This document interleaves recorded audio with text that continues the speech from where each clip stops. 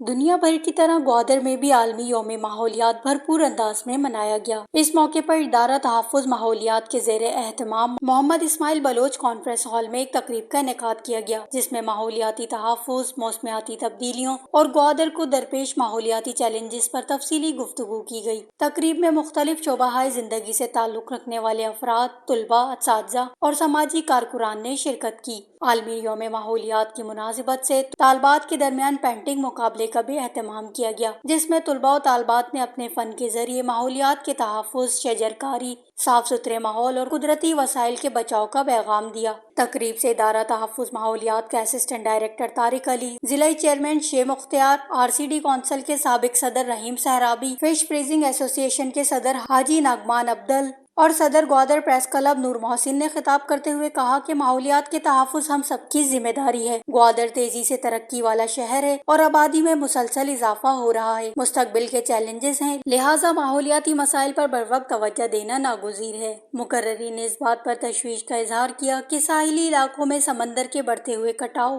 پانی کی قلت اور موسمیاتی تبدیلیوں کے اثرات مستقبل میں سنگین مسائل پیدا کر سکتے ہیں۔ انہوں نے زور دیا کہ درختوں کی شجرکاری، آلودگی میں کمی اور قدرتی وسائل کے دانشمندانہ استعمال کے ذریعے ماحول کو محفوظ بنایا جا سکتا ہے۔ تقریب کی نظامت حفیظ جعفر نے انجام دی۔ پروگرام کے اختتام پر پینٹنگ مقابلے میں پہلی پوزیشن تہذیب محمد انور، دوسری پوزیشن قادر علی بخش اور تیسری پوزیشن مروارید عبدالمجید نے نمایاں پوزیشن حاصل کرنے والے طالبات میں نقد انعامات تقسیم کیے گئے۔ وش نیوز گوادر۔